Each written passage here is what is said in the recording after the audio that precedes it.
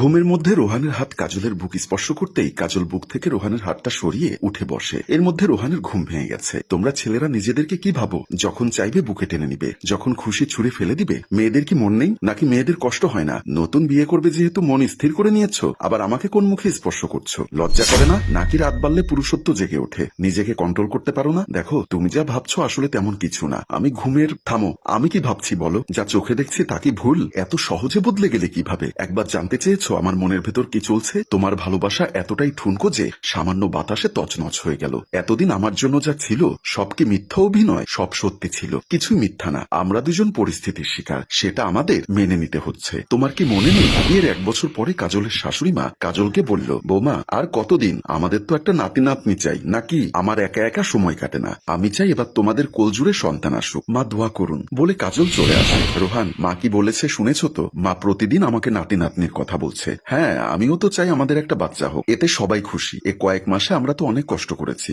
আমার কি মনে হয় জানো, আমাদের ডাক্তার দেখানো উচিত। হ্যাঁ, তাহলে চলো দুজনে যাই। ওকে তাহলে। ডাক্তার সব পরীক্ষা করার পর রিপোর্ট হাতে নিয়ে চেয়ারে বসে যা বলল, তার জন্য ওরা মোটেও প্রস্তুত ছিল না। ডাক্তার বলল, দেখুন রোহান সাহেব, কাজল কোনোদিন মা হতে পারবে না। পলিসিস্টিক ওভারিতে অনেক সিস্ট হওয়ার কারণে কাজল মা হবার ক্ষমতা হারিয়ে ফেলেছে। ডাক্তার কি বলছেন আপনি? কথাটি শোনার পর কাজল হতভম্ব হয়ে যায়। এসবের পরে মা কি বলেছে সব তুমি জানো। আমাকে মানতে হচ্ছে নাকি শুধু আমাকে হাসি মুখে সব মেনে নিতে হচ্ছে? তুমি নিজে হেরে গেলে, সাথে আমাকে মাঝ সমুদ্রে ছেড়ে দিলে। একবার ভাবলে না আমার কি হবে? যে রোহানের ভালোবাসা আমার অহংকার ছিল, তুমি কি সেই রোহান? আমার মনে হচ্ছে প্রতিনিয়ত আমি মারা যাচ্ছি। কিভাবে আমি আমার ভালোবাসার মানুষকে অন্য কারোর সাথে ভাগ করব বলতে পারো? দেখো, তুমি আমায় ভুল বুঝছো। আমি মায়ের জন্য সব করছি। আমি তো ইচ্ছা করে কিছু করছি না। তুমি কি চাইলে বিয়েটা ভেঙে দিতে পারো না? এখন তো সময় বদলে গেছে। নিত্য নতুন অনেক চিকিৎসা আবিষ্কার হচ্ছে। ভালো কোথাও থেকে চিকিৎসা করালে হয়তো সব ঠিক হয়ে যাবে। আল্লাহ চাইলে ঠিক আমাদের কোলজুড়ে সন্তান আসবে। দেখো কাজল, বাচ্চাদের মতো কেন কথা বলছো? ডাক্তার বলেছে তোমার মা হবার চান্স নেই। তুমি কোনোদিন মা হতে পারবে না।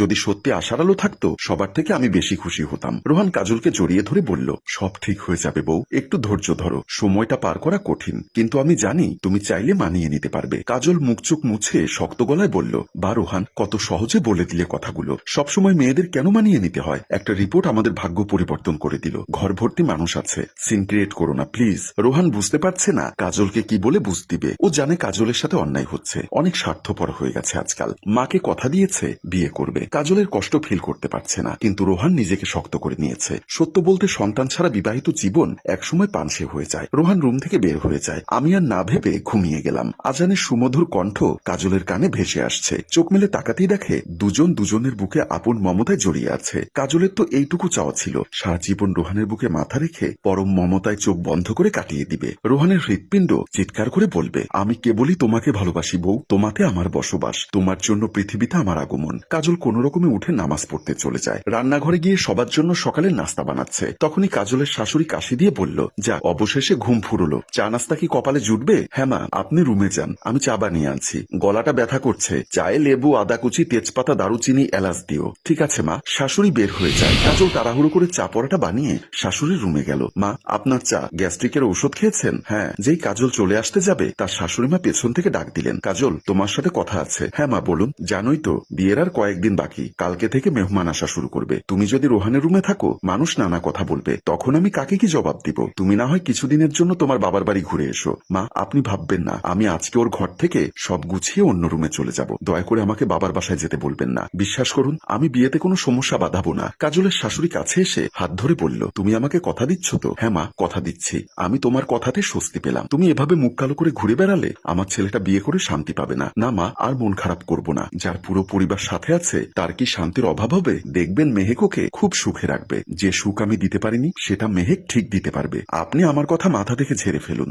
মানুষ নিজের জিনিস হারালে কাঁদে, যা কখনো আমার ছিল না তা হাজার চেষ্টা করলেও আমার থাকবে না। আমি ঠিক আছি, আপনারা বিয়ে নিয়ে ভাবুন। কথাগুলো শুনে কাজলের শাশুড়ি ইতস্ত হয়ে বলল, আমি চাই তোমার কথা সত্য হোক। মেহেক যেন এই সংসারে সুখ শান্তি নিয়ে আসতে পারে। ওরা কাল বাসায় গিয়ে কল করেছে, যত দ্রুত সম্ভব শুভ কাজটা সেরে ফেলতে চায়। তাই আগামী শুক্রবার বিয়ের তারিখ ঠিক করেছে। কাজল এক মুহূর্ত সেখানে দাঁড়ালো না। কাজলের শাশুড়ির খুব খারাপ লাগছে। কাজলের প্রতি এখনো একটা সফট কর্নার রয়ে গেছে। জানে তার আচরণে কাজল কষ্ট পাচ্ছে, কিন্তু কিছু করার নেই। অনেকটা ইচ্ছা করে এরকম আচরণ করছে, যাতে কষ্ট পেতে পেতে কাজল নিজেকে গুছিয়ে নিতে পারে, কোনোভাবে যেন অতীতকে আঁকড়ে না ধরে। কারণ তিনি চায় না কাজল এই সংসারে পড়ে থাকুক। চোখের সামনে স্বামীকে অন্য নারীর সাথে দেখলে মনে হিংসা বিদ্বেষ কাজ করতে পারে। যদি কাজল ঝোঁকের বসে নতুন বউয়ের ক্ষতি করে বসে, নানান চিন্তা তার শাশুড়ির মাথায় ঘুরপাক খাচ্ছে, জোর করেও কাজলকে তাড়িয়ে দিতে পারছে না। হ্যালো, কে বলছেন? আমি মেহেক। রোহান কিছুক্ষণ চুপ থাকলো, কি বলবে বুঝে উঠতে পারছে না। অস্বস্তি বাড়ছে, ভেতরে অদ্ভুত অনুভূতি হচ্ছে, হার্টবিট বেড়ে যাচ্ছে। ও আপনি কেমন আছেন?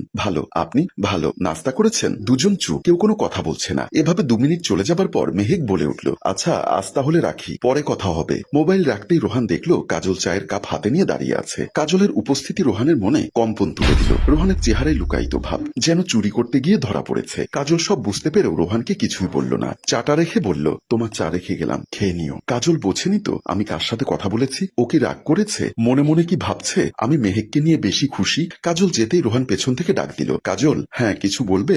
না মানে আমাকে মেহেক কল দিয়েছিল। হ্যাঁ বুঝেছি। কিভাবে? এত বছর ধরে তোমাকে চিনি, তোমার সব হাব ভাব আমি ভালো করে জানি। ভালোবাসার মানুষের এতটুকু না বুঝলে আর কি ভালোবাসলাম? তুমি না হয় আমাকে ভালোবাসোনি, কিন্তু আমি তো ভালোবেসেছি, তাই না? তোমাকে আমি ভালোবাসিনি এ কথা বলতে পারলে? খুব ভালোবেসেছো, সেজন্য আজ দ্বিতীয় বিয়ে করছো, তাই না? তোমার আচরণ আমাকে প্রতিটি মিনিট বুঝিয়ে দিচ্ছে কতটা ভালোবেসেছো আমায়। বাচ্চা অনেকের হয় না, মনে আছে আমার খালাতো বোন নাজমার কথা? ওর বিয়ের 5 বছর হচ্ছে, বাচ্চা হচ্ছে না, তাই বলে ওর জামাই আর একটা বিয়ে করেনি। ওরা চিকিৎসা চালিয়ে যাচ্ছে, শুনেছে একটা বাচ্চা দত্তক নিয়েছে, খুব সুখে আছে। কাজলের কথার কোনো উত্তর রোহানের কাছে নেই। বেশি ভেবো না, আমার উত্তর লাগবে না। আর হ্যাঁ, আমাকে সাফাই দেওয়ার প্রয়োজন নেই। তুমি তোমার হবু বউয়ের সাথে কথা বলতেই পারো, 2 দিন পর বিয়ে করবে। এখন থেকে মনের কথা আদান প্রদান না করলে কখন করবে? এখনই দুজন দুজনকে বোঝাপড়ার সময়। তাছাড়া যখন বউয়ের সাথে একান্ত সময় কাটাবে তখন কি আমার পারমিশন নিবে? এভাবে কেন বলছো? সত্যি আমি কল দেইনি। তুমি কি সারাক্ষণ রাগ দেখিয়ে কথা বলবে আমার সাথে? নর্মালি বলছি, মোটেও রাগ করছি না। কার সাথে রাগ করবো বলো? তুমি কি আদৌ আমার কাছে আছো? আমার রোহান অনেক আগে মরে গেছে আমার কাছে। যে আমার সামনে আছে